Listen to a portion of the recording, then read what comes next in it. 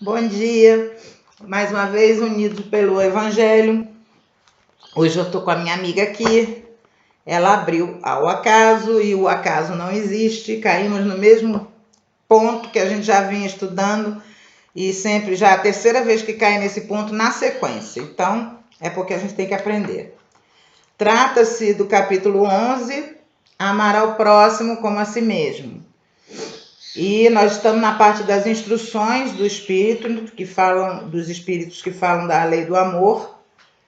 E agora é Fenelon que deu essa mensagem em 1861 em Bordeaux. O amor é de essência divina. Desde o maior até o menor, todos vós possuís, no fundo do coração, a chama desse fogo sagrado. É um fato que já haveis constatado muitas vezes. O pior dos homens, o mais perverso, o mais criminoso, tem por um ser ou por um objeto qualquer afeição viva e ardente, à prova de tudo que tente diminuí-la, e muitas vezes atingindo proporções admiráveis. Dissemos por um ser ou por um objeto qualquer, porque existem entre vós indivíduos que dedicam tesouros de amor que lhes transbordam do coração aos animais, às plantas e até mesmo a objetos materiais. São os solitários, os críticos da sociedade, reclamando da humanidade em geral. Eles resistem contra a tendência natural de sua alma, que procura ao seu redor afeição e simpatia. Rebaixam a lei do amor ao estado de instinto. Mas façam o que fizerem, não serão capazes de sufocar o germe vivo que Deus depositou em seus corações ao criá-los. Esse germe se desenvolve e cresce com a moralidade e com a inteligência. E ainda que frequentemente comprimido pelo egoísmo, é a origem das santas e doces virtudes que fazem as afeições sinceras e duráveis, que vos ajudam a percorrer a difícil e dura estrada da existência humana. Para algumas pessoas, a prova da reencarnação é inaceitável e causa horror, por acharem que outros participarão de afetuosas simpatias, das quais são ciumentas. Pobres irmãos, o vosso afeto é que vos torna egoístas. Vosso amor é limitado a um círculo íntimo de parentes ou de amigos, e todos os demais são indiferentes para vós. Pois bem, para praticar a lei do amor, tal qual Deus a estabelece, é preciso que passeis progressivamente a amar todos os vossos irmãos indistintamente. A tarefa é longa e difícil, mas se cumprirá. Deus assim o quer. E a lei de amor é o primeiro e o mais importante ensinamento de vossa nova doutrina, pois é ela que deve um dia destruir o egoísmo sob qualquer forma que se apresente, porque além do egoísmo pessoal, há ainda o egoísmo de família, de casta, de nacionalidade. Disse Jesus: amai o vosso próximo como a vós mesmos. Pergunta-se qual é o limite do próximo. Seria sua família? Seria sua religião? Seria sua pátria? Não, é toda a humanidade. Nos mundos superiores, é o amor mútuo que harmoniza e dirige os espíritos adiantados que os habitam. E vosso planeta, destinado a um progresso que se aproxima para sua transformação social, verá essa sublime lei ser praticada por seus habitantes como um reflexo da divindade. Os efeitos da lei do amor são o aperfeiçoamento moral da raça humana e a felicidade durante a vida terrena. Os mais rebeldes e os mais viciosos deverão se reformar quando virem os benefícios produzidos por essa prática. Não faças ao outro o que não gostaria que vos fizessem, mas sim fazei a eles todo o bem que está ao vosso alcance. Não acrediteis na secura e no endurecimento do coração humano. Ele cede mesmo a contragosto ao verdadeiro amor. É como se fosse um ímã ao qual não se pode resistir. O contato desse amor vivifica e fecunda os germes dessa virtude, que estão nos vossos corações adormecidos. A terra, morada de provações e de exílio, será então purificada por este fogo sagrado, e verá serem nela praticados a caridade, a humildade, a paciência, a dedicação, a abnegação, a resignação e o sacrifício, todas virtudes filhas do amor. Não vos canseis de ouvir as palavras de João, o evangelista. Como sabeis, quando a enfermidade e a velhice suspenderam o curso de suas pregações, ele apenas repetia essas doces palavras: meus filhinhos, amai-vos uns aos outros. Caros irmãos amados, praticai essas lições. Sua prática é difícil, mas a alma retira delas um imenso benefício. Acreditai em mim, fazei o sublime esforço que vos peço, amai-vos, e vereis a terra se transformar e tornar-se um novo paraíso, onde as almas virtuosas desfrutarão do repouso merecido. Pá, pá, pá, pá. Como sempre, né? Os primeiros ouvidos a ouvirem são os meus. Então, eu fechei aqui, mas não deveria ter fechado, porque eu já abri de novo no mesmo lugar. Porque é para ficar nele mesmo. Então, vamos lá. O amor é a essência divina. Por mais que você não queira, você está destinado a amar. Você vai brigar, você vai lutar, vai reencarnar milênios, se recusar. Uma hora você vai amar.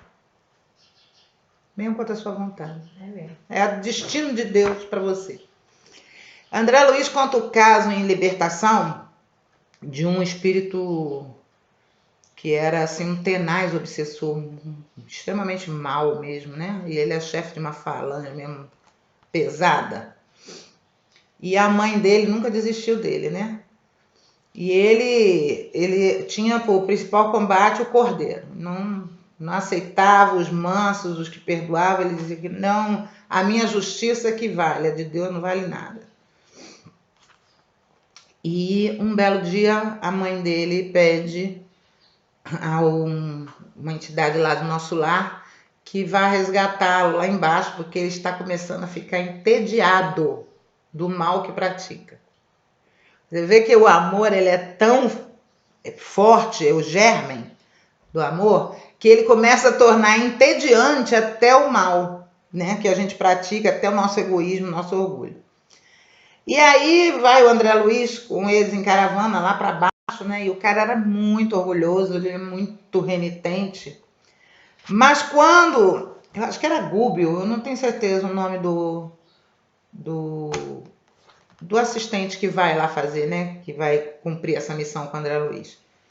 Quando ele fala assim pro obsessor lá, né? O nome, Matilde, que é o nome da mãe dele, aí o André Luiz diz assim, eu senti o tremor dele. Ou seja, ele podia odiar, mas quando falou o nome da mãe dele, aquilo mexeu nas fibras dele. Então, por pior que seja o ser, ele tem alguém que ele ama. Seja a mãe, seja um filho, seja uma esposa, seja um animal, seja uma planta, seja o que for, seja até um dinheiro. Alguma coisa ele ama. E, claro, nós aqui na Terra, nós temos um amor doente ainda, né? O ódio nada mais é que o amor que ficou doente, né? Então, o que a gente precisa tirar da gente, às vezes, é tentar solucionar a questão do ódio, transformá-lo, né? Curá-lo para que ele volte a ser amor, mas principalmente, isso sim, acabar com a nossa indiferença, porque a indiferença que eu acho que é o grande câncer. É você passar e não ver o sofrimento, você só amar a si e aos seus e não tá nem aí pro sofrimento do outro, você não tem a capacidade de empatia, de se colocar no lugar do outro, né? E o Divaldo, ele conta numa das suas palestras, é muito engraçado esse caso, né? Que ele estava na África do Sul. E aí a Joana de Ângeles estava fazendo um trabalho com ele para percepção dos invisíveis da sociedade, né? Aliás, esse tema tem sido trabalho tem sido tema de trabalhos acadêmicos de psicologia, de sociologia, do próprio direito, tá? Tem professores que se vestem de faxineiro, entram na faculdade, no direito inclusive, limpando o chão, os alunos não reconhecem. Aí ele entra no banheiro, bota o terno e gravata e os alunos no instante o reconhecem. Então existem várias teses, dissertações feitas sobre visibilidade humana. E a Joana de Ângeles estava fazendo um trabalho com o Divaldo sobre esse ponto, né, da invisibilidade na sociedade. E ele estava lá na África do Sul com um grupo lá de ricos, quando a Joana de Ângeles chega para ele e diz assim: tá vendo aquele garçom ali? Vai lá e dá um abraço nele. Ele fala: você tá louca, né? Tá querendo que eu passe um ridículo aqui. Eu vou abraçar o homem no meio do que eu nem conheço, sabe? Ela abrace. Ela, a senhora me discute. Ele discute com ela: não vou abraçar, não vou abraçar. Não, você tem que abraçar esse rapaz. Aí ele fica matutando um jeito, né? O cara era o garçom. Aí ele resolve pedir leite quente. Ele diz assim: olha, vocês sempre servem o café quente com leite gelado. Então eu gostaria que você trouxesse leite quente para mim, porque eu gosto do leite bem quente. Aí ele, sim senhor. Aí quando o homem chegou na mesa dele para servir o leite quente, ele levanta e dá um abraço no homem. O homem fica todo mundo olhando para ele assim, né? Divaldo tá com parafuso a menos. Mas aí o moço fica assim, né? Porque eu abraço, ele porque o senhor foi muito gentil comigo, o senhor me atendeu muito bem, eu quis lhe dar um abraço, eu dei o abraço. E no dia seguinte, Divaldo sentiu um mal-estar e não desceu para o café da manhã, e o garçom já foi na mesa lá e perguntou: where is Mr. Franco, né? Cadê o senhor Divaldo Franco? E eles falaram, né, que ele estava passando mal no quarto. Aí ele disse que ele está lá no quarto, de repente toca a campainha do quarto. É o homem com um carrinho, com um monte de biscoitinho, de chá, de coisa para ele. E o homem chega e diz: soube que o senhor não estava bem, trouxe isso aqui para o senhor se cuidar. Mas eu queria dizer que o senhor salvou minha vida, porque ninguém nunca tocou em mim. Isso era na época do apartheid, tá? Os brancos não tocavam nos negros, eram os invisíveis mesmo, como são os Dalits na Índia, né? Que você, se a sombra de um Dalit pegar em você, você se torna imundo e ninguém mais pode se aproximar de você. É nesse nível de preconceito que tem a sociedade de casta. E na época da apartheid era assim com os negros. Os brancos, né, deixavam os negros só para as coisas mais inferiores e eles eram os invisíveis. Então ele diz: foi a primeira vez que alguém percebeu que eu existia. E ele estava com câncer, ele já estava com tudo pronto para se matar naquele dia. E o Divaldo vai, junto a esses amigos dele que eram tudo rico, juntou a grana para o cara poder fazer a quimioterapia. O cara hoje está curado. Ele é o pioneiro dos centros espíritas lá em Joanesburgo, na África do Sul. Fundou o primeiro centro espírita lá, entendeu? Divaldo manda constantemente livros e coisas para eles lá, né? E através de um gesto que a Joana pediu a ele, era um abraço. Então, nós hoje estamos necessitados de amor. Todo mundo está precisando amar e ser amado. Todo mundo gosta de atenção. Quem não gosta, né? Até os bichos, é só você ver. Dá um pouquinho de atenção para um cachorro e vai te seguir o resto da vida. Então, a gente tem que praticar isso. Por que eu fiz isso assim? Porque ele fala das pessoas que estão se isolando, e é o meu caso, né? Eu estou fazendo um dos meus tratamentos para isolamento social. Que a gente, às vezes, é tão machucado que a gente prefere conviver com bicho, com planta, do que com gente.